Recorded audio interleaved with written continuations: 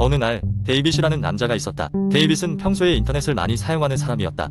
그의 하루 일과는 거의 대부분 인터넷과 함께 시작하고 끝났다. 하지만 문제는 늘 인터넷에서 시간을 허비하는 것이 너무 많았다는 것이다. 그는 종종 시간 가는 줄도 모르고 소셜미디어를 탐닉하거나 불필요한 영상들을 보면서 일과를 마치곤 했다. 그러던 어느 날 데이빗은 스스로에게 물었다. 이렇게 시간을 보내는 것이 과연 내 삶에 유익한가? 이 질문은 그에게 인터넷 사용 습관을 돌아보게 만들었다.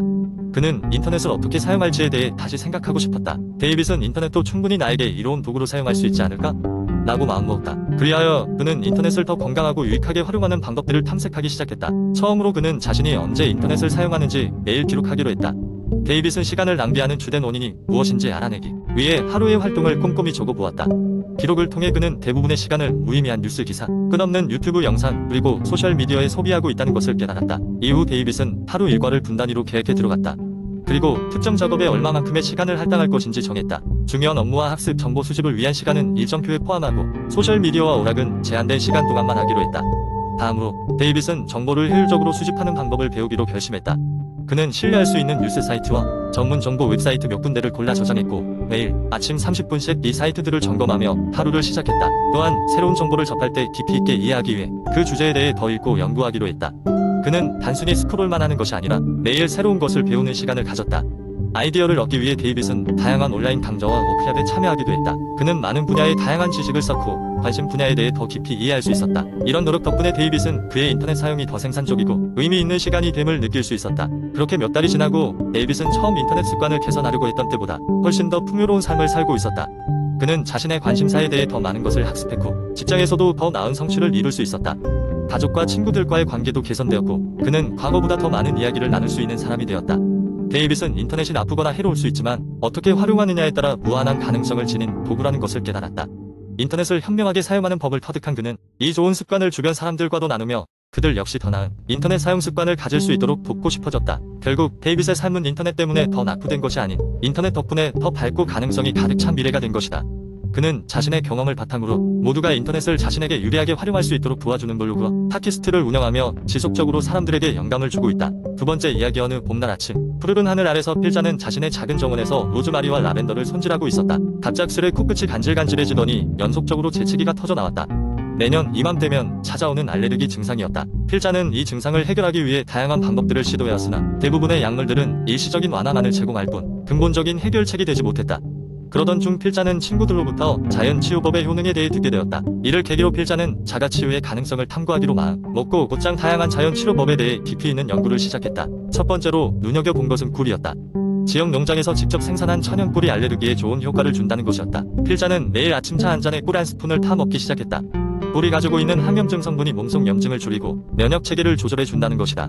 몇 주가 지나자 아침에 깨어날 때 느꼈던 코막힘과 재채기가 놀랍게도 줄어들었다. 두 번째로 도전한 것은 명상과 요가였다. 스트레스가 알레르기 증상을 악화시킨다는 것을 알고 있었던 필자는 마음의 평화를 얻고자 매일 아침 일출 시간에 요가를 시작했다. 요가와 함께하는 심호흡은 필자의 정신을 안정시키고 폐활량을 증가시켜 주었다. 이로 인해 호흡이 편해지고 체내 산소 순환이 원활해져 알레르기 증상이 더욱 가라앉는 것을 느낄 수 있었다. 또한 필자는 다양한 허브차를 운영하기 시작했다. 특히 녹차와 민트차가 효과적이었다. 이 허브차들은 강력한 항산화 물질을 함유하고 있어 체내 독소를 배출해주고 면역 체계 기능을 강화시켜 주었다. 민트차의 상쾌한 향은 코막힘을 완화하는 데 큰 도움이 되었으며 녹차의 카테킨 성분은 신체 전반의 염증 반응을 줄여주는 느낌이었다. 기억에 남는 또 하나의 방법은 식이요법이었다. 필자는 식단에서 단 음식을 최대한 줄이고 신선한 채소와 과일을 중점적으로 섭취했다. 특히 제철 농산물로 만든 식사를 즐기며 이는 필자의 몸을 한층 건강하게 만들어 주었다. 오메가-3 지방산이 풍부한 연어와 같은 생선도 규칙적으로 섭취했다. 이 음식들이 필자의 몸속 염증을 가라앉히고 전반적인 면역 체계 강화를 도왔다. 시간이 흐르며 필자는 몸속 알레르기 증상이 점점 줄어들고 매년 반복되던 알레르기 시즌이 다가와도 전과 같은 두려움 없이 자연의 변화를 만끽할 수 있게 되었다. 알레르기 증상을 완화하기 위해 필자가 선택한 자연치유법은 단순히 일시적인 치료가 아니라 필자의 라이프 스타일 전반을 건강하게 변화시켜 주었다. 비록 초기에는 효과를 보기까지 인내심과 시간이 필요했지만 그 결과는 충분히 값진 것이었다. 세 번째 이야기. 건강한 라이프 스타일을 유지하기 위해서는 여러 가지 요소들이 필요하지만 그 중에서도 소금을 줄이는 것은 매우 중요한 첫걸음입니다. 과도한 나트륨 섭취는 고혈압, 심장질환, 신장 문제 등 다양한 건강 문제를 유발할 수 있습니다. 이 글에서는 소금 섭취를 줄이기 위한 다양한 방법과 실천 사례들을 공유하고자 합니다. 우리는 일상적으로 먹는 음식들에 소금이 얼마나 많이 포함되어 있는지 생각하지 못하는 경우가 많습니다. 가령 가공식품이나 인스턴트 식품, 패스트푸드에는 예상보다 많은 양의 소금이 들어가 있습니다. 식탁에서 직접 첨가하는 소금 외에도 이러한 식품들로 인해 나트륨 섭취량이 증가할 수 있습니다. 이러한 문제를 해결하기 위해 가장 먼저 할 수 있는 일은 식품 라벨을 꼼꼼히 읽고 나트륨 함량을 확인하는 것입니다. 또한 소금을 줄이는 과정에서 중요한 것은 음식을 맛있게 먹는 다양한 방법을 찾는 것입니다. 소금 대신에 사용할 수 있는 다양한 향신료와 허브들이 있습니다. 예를 들어 바질, 오레가노, 파슬리 등은 음식의 풍미를 더하면서 소금 섭취를 줄이는 데 큰 도움을 줄 수 있습니다. 또한 레몬즙이나 식초와 같은 산미를 적절히 활용하면 소금 없이도 음식 맛을 풍부하게 만들 수 있습니다. 소금을 줄이는 것은 개인의 건강을 지키는 것뿐만 아니라 가족의 건강을 지키는 데에도 매우 중요합니다. 집에서 음식을 준비할 때 소금을 줄이고 다양한 재료로 대체할 수 있는 방법을 찾아보는 것이 필요합니다. 아이들은 특히 짠맛에 익숙해지기 쉽기 때문에 어릴 때부터 건강한 식습관을 길러주는 것이 중요합니다. 식사를 준비할 때 가족과 함께 건강한 레시피를 찾아보고 실천해보는 것도 좋은 방법입니다. 이외에도 외식을 할 때 소금을 줄이는 방법도 있습니다. 식당에서 음식을 주문할 때 덜 짜게 해달라고 요청하거나 소스를 별도로 제공받는 방법도 고려해 볼 수 있습니다. 또한 다양한 메뉴 중에서 나트륨 함량이 비교적 적은 음식을 선택하는 것도 중요한 전략입니다. 마지막으로 소금 줄이기는 단순히 일시적인 다이어트가 아니라 평생에 걸쳐 지속해야 하는 생활 습관 변화로 인식해야 합니다.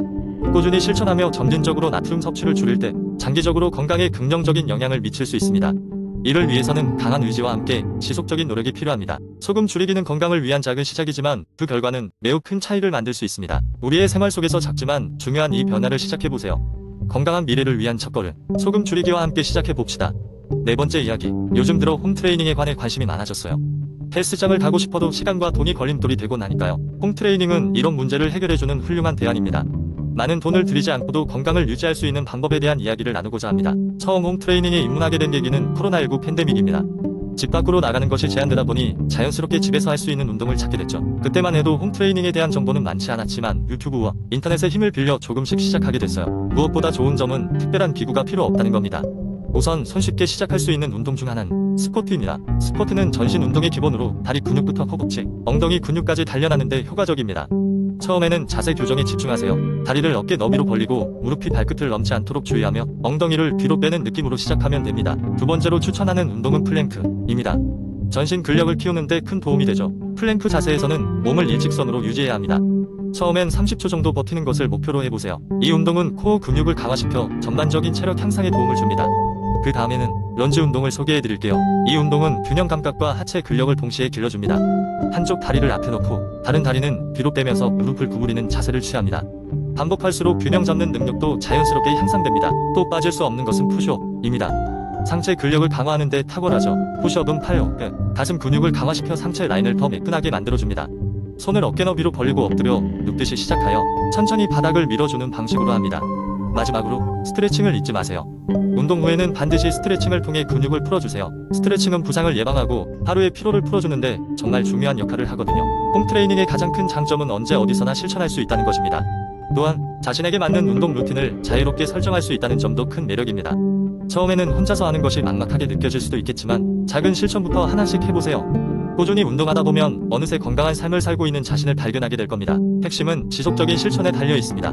하루하루 변화를 느끼며 자신감도 상승하고 몸도 점점 건강해지는 것을 즐기시길 바랍니다.